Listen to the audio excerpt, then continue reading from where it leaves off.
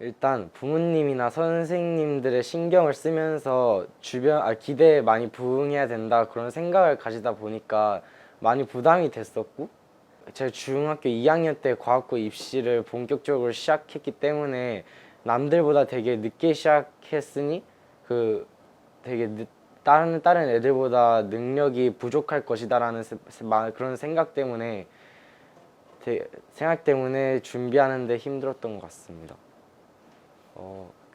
합격할 수 있었던 이유는 간절함이 있었기 때문이라고 생각하는데,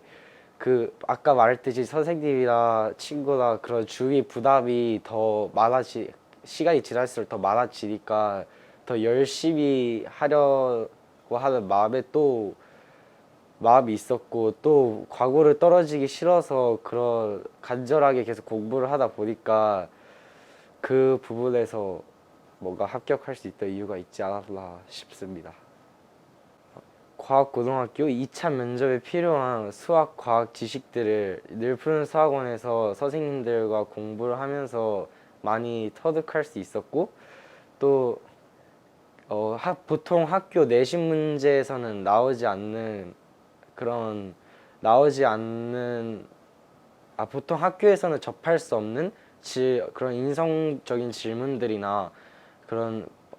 알아야 하는 지식들을 이 늘푸른 수학원에서 선생님들께서 알려주시고, 또 다른 여러 방법들도 가르쳐 주시고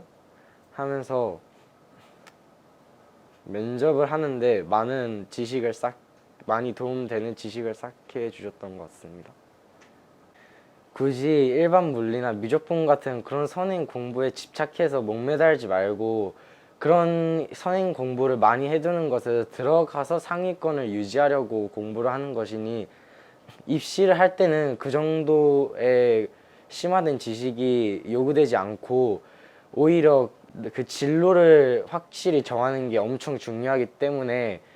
그 중학교를 다니면서 자기가 어떤 부분을 잘하는지, 어떤 부분을 좋아하는지 그런 것들을 많이 한번 알아보고, 또 자유학기제라 많이 돌아다니니까 그런 외부 활동들도 많이 해보면서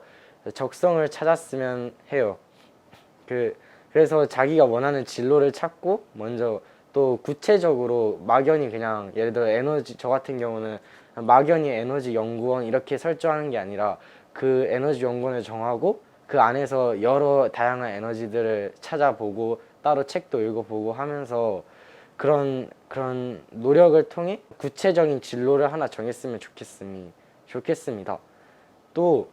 학교를 다닐 때 중간고사, 기말고사 성적이 잘 나오는 것도 중요하지만, 그것보다 친구들과 어울려서 하는 활동들도 자소서를 쓸 때 인성 부분에서 중요하기 때문에, 예를 들어 저 같은 경우는 농구부나 학생회 활동을 하면서 그 활동을 통해 얻을 수 있었던 리더십이나 협력, 그런 거를 자소서 쓰는데 많이 어필할 수 있으니까 그런 활동들도 많이 했으면 좋겠고, 과학의 달 행사나 학교에서 여는 교내 대회 행사나 대회가 엄청 많을 텐데, 그런 걸 그냥 지나치지 말고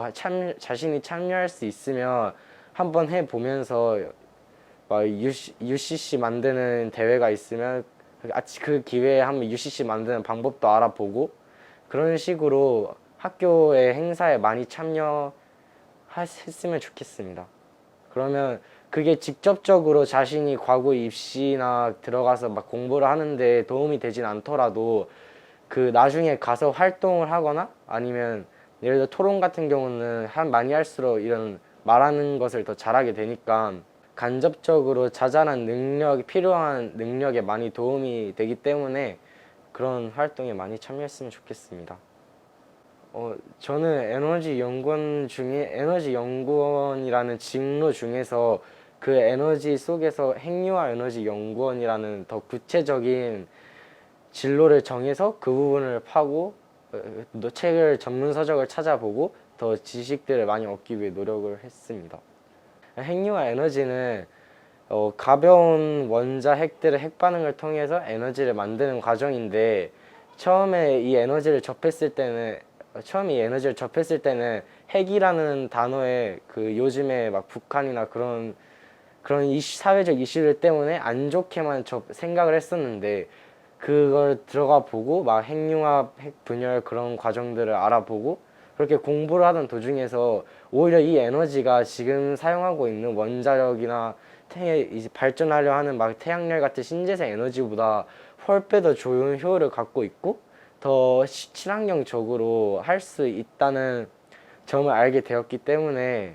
수학 과학은 암기 과목이 아니기 때문에 사회처럼 막 외운다고 되는 것이 아니라 막 이론을 외우고 공식을 외우더라도 실제 문제를 보면 그게 적응하면서 풀 수 있는 문제가 기초 문제들밖에 안 되기 때문에 그 문제가 조금이라도 꼬아서 나오면 접근하기가 힘듭니다. 그러니까 수학 과학을 공부할 때는 막 수학 과학을 공부할 때는 이론에 집중하는 것도 좋지만 여러 다양한 유형들을 접해 보면서 학습을 하는 방법이 좋다고 생각합니다. 또 저도 머리가 그렇게 좋은 편이 아닌데 매일 새벽 3, 4시에 자서 8시에 등교를 8시에 일어나 등교를 할 만큼 되게 여러 문제들을 많이 풀며 시간을 보냈고 또 그 부분에 대해서 많은 시간을 투자를 했기 때문에 이렇게 공부를 어느 정도 하게 됐지 않았나 생각이 듭니다. 솔직히 학원 쌤들은 막 오답노트 그런 걸 정리해서 봐라 그런 식으로 막 공부를 하라고 하는데 오답노트를 만들더라고. 솔직히 그거를 다시 봐야 그게 도움이 되는데 다시 보지 않기 때문에 거의 대부분의 많은 우리 학생들이 그러니까 차라리 많은 문제를 풀어보면서 머릿속에 그거를 몸으로 익혀두는 방법이 보자마자 이 문제는 이렇게 접하면 될 것 같은데 이런 생각이 들 정도로